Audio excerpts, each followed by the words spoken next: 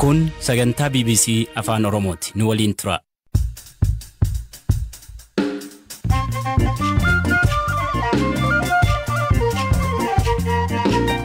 Ashama akkam ooltan sagantaan keenya as magaalaa Naayiroobii irraa darbu eegale kan har'aaf qixeessineen waliigaltee waraana dhaabuu mootummaa Itoophiyaa fi TPLF irratti ministeerri muummee Abiy Ahmed maal jedhan dhimma kana irratti ogeessa seeraa idil addunyaa fi dippiloomaasiis dubbisneerra. Biyya sana keessatti kan walitti bu'ee TPLF fi mootummaa Itoophiyaati malee kan biraan hin jiru. Eertiraan kan dhufe garee Itoophiyaa ta'eeti. Dubbii himaan waboo Odaa Tarbii aanaalee Wallagga lixaa to'achuu mirkaneessan. Lata sibuu fi mana sibuu qabanneerra naannoon suni amma toonnaa keenya jala jiru bulchiinsi ijaaramaa jira bulchiinsi siviilii akka ijaaramu hojiin gaggeeffamaa jira. Odeessaalee gaggabaaboos qabnaa saganticha Firaa'ol Balaay dhiyeessa.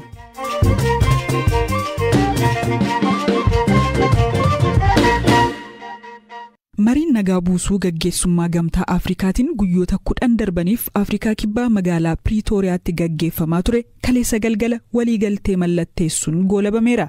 Kana hordofees gamaa gamanaa ergaawwan dhagahamaa jiru. Namoonni siyaasaa dhaabbileen idil addunyaa akkasumas dureewwan biyyaa ergaa isaanii dabarsaniiru. Ministeerri muummee Itoophiyaa Abiy Ahmed magaalaa Arbaa Mincirraa dhimma kanarratti kan haasa'an yoo ta'u waliigaltee dhukaasa dhaabuu kana garaa guutuun akka fudhatan eeran. Waliigalteen Afrikaa kibbaa kun gama nageenya buusuutiin injifannoo uummanni Itoophiyaa guutuun gonfatedha jedhaniiru. ደቡብ አፍሪካ ላይ በነበረው ድርድር ኢትዮጵያ 100% ያቀረበችው ሐሳብ ተቀባይነት አግኝቷል።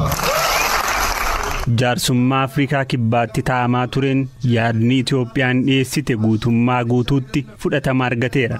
Egaa yaa gootota gaamoo gootummaa jechuun moo jechuu qofa miti. Gootummaa jechuun moo'ichaan booda gaarummaa jechuudha.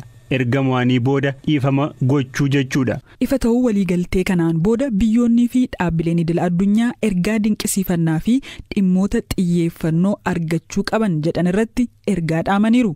Hirphaa gammachuu dabaleesinitti hima. Ministeera dhimma alaa Ameerikaa Antooni Blinken mootummaan Itoophiyaa fi TPLF waraana dhaabuun uummata nagaaf eegumsa taasisuuf waliigaltee kana mallatteessuu isaanii dinqisiifatan. Blinken waliigaltee nagaa kanarra akka ga'amuuf gumaacha olaanaa gamtaan Afrikaa fi Afrikaa kibbaa taasisaniif dinqisiifannaa qaban ibsan.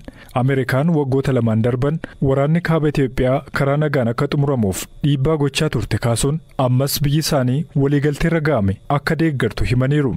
Komishinarri gamtaa Afrikaa Musa Faki Mahamat waliigaltee mootummaan Itoophiyaa fi TPLF mallatteessan nageenya buusuudhaaf tarkaanfii barbaachisaa ta'edha jedhan. Gamtaan Awurooppaas waliigaltee waraana dhaabuu mootummaan Itoophiyaa fi TPLF mallatteessan akka deeggaru ibsuun waliigaltichi atattamaan hojiitti hiikamuu qabaa jedhan.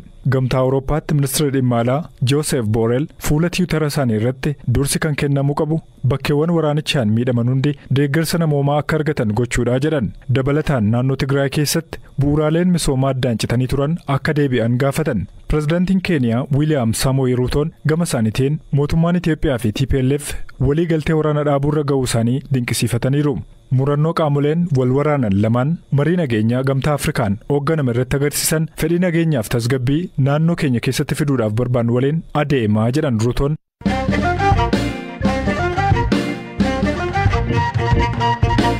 Oduma wal fakkaatuun waliigaltee qabbana buusuu Pretooriyaatti raawwate dhagahamu hordofee namoonni yaada akka dhiyeessaa jiru. Dhimmi hirmaannaa Eertiraa, dhimmi waraana bilisummaa Oromoo akkasumas rakkoon daangaa lixa Tigraay waliigaltee kana keessa jiru moo waltajjiin biraan ilaalamuu kan jedhan gaaffii namoota hedduuti. Dhimmoota kanarratti ogeessa seera idila addunyaa fi gameessa dippiloomaasii kan ta'an obbo Baayyisaa Waaqwayyaa waahila koo Eeliyaas hordofaatu dubbise. Wayita oduu waliigaltee kanaa dhageessan maaltu itti dhagahamee gaaffii jedhu deebisuun eegalu. Dhugaa dubbittanii akkana dafee dhumadee yaane namni baay'een yeroo baay'ee fudhate jedha. Ani garuu akka kanatti dafee dhuman jenne maaliif kan walitti qabaman haasa'uudhaaf malee negotiationiif hin turre. South Africa dabarsan sana argee jedhu amazing baay'ee gammadee. Waliigalteen kuni hojiirra akka oolleef dhimmoonni danqaa yookaan ammoo gufuu ta'uu danda'anii maal fa'aadha jettanii yaaddu? Yoo jilmaadhumaan ilaallee jenne waliigalteen kun baay'ee gaariidha. The letter and the spirit sagaleen fi lubbuun achi keessa jiru kunis baay'ee gaariitti sirraa'ee garuu immoo kana jirurra oolchuudhaaf egaa dhala namaati kan kana jirurra oolchuu dhala namaa jennu immoo garasiis garanaas warra kaleessa wal madeessee wal ajjeesee wal buqqisee warra wal mammadeesse wanta ta'eef calmadanii araara laayyootti dafee jirurra ooluu dhiisuu danda'a. Kun immoo sabatuun barbaaduutu hin ta'in garlachuun iyyuu warri madaa kana fidanii lubbuudhaan jiru laayyoodhumatti dhaqee jirurra ooladhee yaadu hin oola jirurra hin oola laayyoo ta'uu dhiisuu danda'a dafee jirurra ooluun garuu pirooseensaa jalqabuun waan guddaadha. Dhimmi Eertiraa waliigaltichaa keessaa maaliif hafee? Gama kanaan wanti itti aanu maal ta'a kanneen jedhan jiru? Kanarratti yaadni keessan maalidha? Dhimmi Eertiraa kana duras iddoo foorumii baay'ee irratti dubbadha. Dhimmi Eertiraa it doesn't have to be concerned for anyone for international community. Kuni akkanaa galetti ani sanadii isaallee hin argine garuu Eertiraan Itoophiyaa inveedii goote miti mootummaa Itoophiyaa wajjin waliigalteedhaan dhuftee lolaa jirti. Akkan naagalutti mootummaa Itoophiyaatu affeeree kottuutii na gargaarii rakkinarra hin jira qofaa koo mo'uu hin danda'u jara kana jedhee waammatee wajjin lolaa jira lolees immoo iddoo ammaa ga'eera. Kun immoo mirga mootummaa Itoophiyaa mirguma mootummaa biyya lafaarra jiru hundumtuu mirga kana qaba. Yoo karaa mooraalii ta'e hundi keenya iyyuu konserniidha. Mootummaa bakkee fiddee ittiin saba kee loluun karaa mooraalii yoo ilaaltes cimaadha fudhachuudhaaf ta'uun irra hin turre. Piraaktikni biyya lafaa keessatti mootummaan tokko mootummaa kan biraadhaan kottuu na gargaarii rakkinarra hin jiraadhee waamuun seeraan dhoowwaa miti. Kanaafii loltuu kan wal lole biyya sana keessatti kan walitti bu'ee TPLF fi mootummaa Itoophiyaati malee kan biraan hin jiru. Eertiraan kan dhufe garee Itoophiyaa ta'eeti malee garee sadaffaa ta'ee miti. Gareen sadaffaan hin jiru lola kana keessa garee lamatuudha. Itoophiyaa fi warra ishee deeggartu. Eertiraan nama erge malee kan utuu nama ergini diroonii erganii masaraa erganii iyyuu jiru mootummaa kan biraan isaan as keessa hin gashitu. Gara fuulduraatti garuu kana keessa alatti mootummaa Eertiraa wajjin nagaan bu'uun atleast keessumatti Tigraay wajjin boorder irratti wanta wal arganiif isaan biratti nagaa buusuun dirqama. Gama kaaniin ammoo Itoophiyaa keessatti qaamoleen hidhatanii socho'an hedduudha. Keessattuu ammoo Oromiyaa keessatti waraanni bilisummaa Oromoo humnoota mootummaa wajjin lola geggeessaa jira. Marii amma goolabame keessa qooda qabaachuun isaanirra ture moo addatti gaggeeffamuu qaba jettu sin? Akka seeraatti aanutuun mootummaas ta'e yookaan Afrikaa Yuuniyeenii warra kana faasilitii godhe ta'es kana qofumattan ilaala. Tokko miti. Gaaffiin isaanis tokko miti. Gaaffiin Noorzii baay'ee komplikeetidha. Kan Oromoo Liberation Army is rather simple. Gaaffiin territorii hin jiru, gaaffiin jiru is a political question, democratic issue'dha. It's relatively easier to implement. Unfortunately, yeroo baay'eetti dippiloomaatota Westii warra Noorzii kana keessatti involvii godheejjiin iddoo 2-3tti wal argee diiteelii wajjin haasofne. Except European Union, amma warri akka keessumatti Amerikaan fa'aa they don't consider it wanti sun dhimma ariifachiisaa wanta itti hin fakkaatu. Amma I think erga kun furmaata argate gara South Africaatti I am sure mootummaan waa'ee Oromoo Liberation Army kana wajjin waa tokko godhadheen abdii qaba. Ta'utu immoo irra jira. Nagaa achi kan jiru lolli immoo akka nun baafnu kunoo argine jaallannes jibbines walii wajjin haasa'uun duwwaadha furmaanni jiru. Innaan dhufa yeroon isaa immoo hidheen yaada.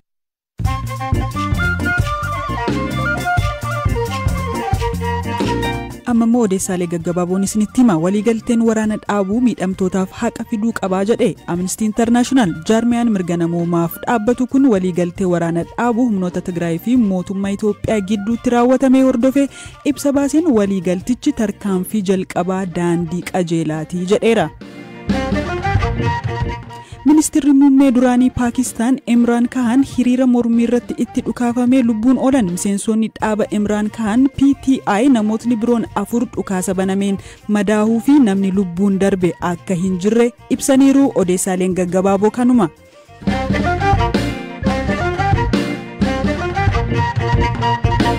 Odeessa aanuttiin darba guyyoota 5 darban keessatti waraanni bilisummaa Oromoo mootummaan Shanee jechuun waamu aanaalee Wallagga Lixaa, Laga Sibuu, Mandii fi Kaarraa Qilxuu to'achuu akkasumas baankotaa fi waajjiraalee mootummaa barbadeessuu fi saamuu jiraattonni nutti himuu kaleessa gabaasneera. Dubbii himaan waraana bilisummaa Oromoo obbo Odaa Tarbii aanaalee kunneen to'achuu BBCf mirkaneessaniiru. Ta'us saamicha akka hin raawwanne himan waayila koo Zalaalam Taaddasaatu dubbise.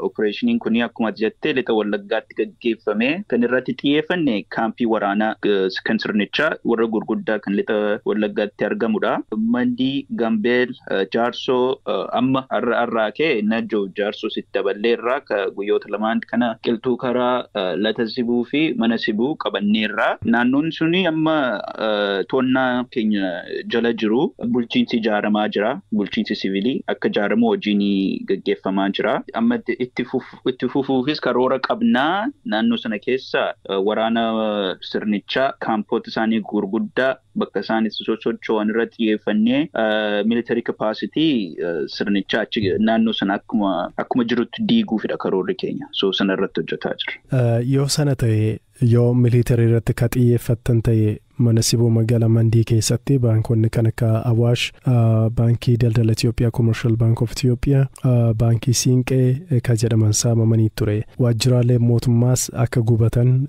kaan immoo akka saamaman jiraattota magaalaa Mandii irraa dhageenya. Kana maaliif raawwata waraanni keessan yoo kaampii waraana irratti xiyyeeffata ta'e? Pointii lama kaasuun qabaa. Kan saamaa jiru ammallee kan argaa jiru amma fakkeenyaaf naannoo Gimbiifaatti dhufaatii keenya sodaatanii kaabineen baankii saamanii qabeenya uummataa yookaan biiroo bulchiinsaa fa'aa saamanii baqachaa jiru. Mandittis kan ta'e kanuma. Kaan immoo loltoota sirnichaa utuu baqatanii saamanii achirraa ba'an.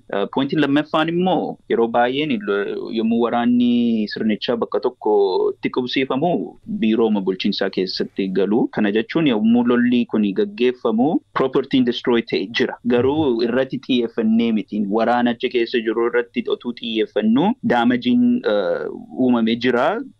Garuu sirraa akka qabeenyi uummataa qabeenyi paablikii akkasii hin tuqamne irratti hojjennaa. Dubbii kee irratti kaabinoota dabalatee akka saamannaaf himtee jirta.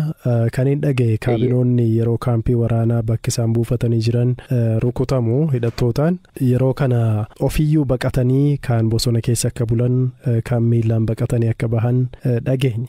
Akkamitti baankii saamuu danda'an? Sirrii dhagaa. Inni kun nuun jedhaa jirru opereeshiniin kun guyyaa 4 ture. Erga nuun jalqabne kana jechuun odeeffannoo ni argatu. Achi keessa kan hafan yoo jiraataniyyuu warri akka opereeshiniin kun gaggeeffame akka nuti offensivii jalqabne warri beekanis jiru. Isaanidha kan saame. Ammas argaa jirra.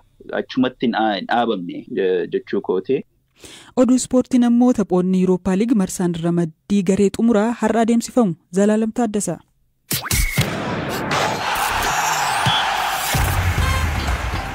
Arsenaal Zuurik waliin kan morkatu ta'a. Arsenaal garee ramaddii A keessaati. Qabxii 12tiin dursaa jira. PSV Eindhoven kilabni biyya Neezerlaand qabxii 10 itti aanee jira. Torban darbee PSV'n Arsenaalin injifachuunsaa kan yaadatamudha jechuudha. Arsenaal ramaddii isaa keessaa tokkoffaa ta'ee xumuruuf Zuurikin injifachuu qaba. Kanaaf Maayikel Arteetaan har'a darbuu keenya mirkaneessinuyyuu taphattoota keenya warma ciccimoodhaan gara dirreetti galla jedhanii jiru. Gama Arsenaalitiin Bukaayoo Saakaan har'a hiriiree taphachuu akka danda'us Arteetaan himaniiti kan jiru. Taphni biraan eegamu Manchester United fi Real Sociedad gidduutti kan gaggeeffamudha. Gama Manchester Unitediin taphattoonni kan akka Anthony sarara fuuldurarra jechuudha. Sancho fi Antonio Martial har'a akkan hiriirri ibsamee jira. Miidhama xiqqoo akka qabu leenjisaan kilabicha ibsee jira. Sanchoon dhukkubsatee jira. Martial durumayyuu miidhamarra jira. Kanarraa kan ka'e Ronaldoon har'a jalqabuma irratti hiriiruunsaa kanaafuu miti jedhamee jira. Manchester ramaddii isaa keessaatii tokkoffaa ta'ee xumuruudhaatiif har'a morkii cimaa taasisa.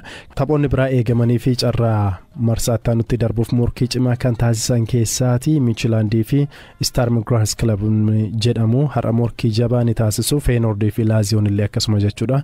Abbaan mo'ate gara marsaatti aanutti darbuuf carraa waan qabaniif morkii jabaa ni taasisu. Kaarabaag Freiburg kilaba biyya Jarman waliitiin morkii jabaa kan taasisan ta'a jechuudha.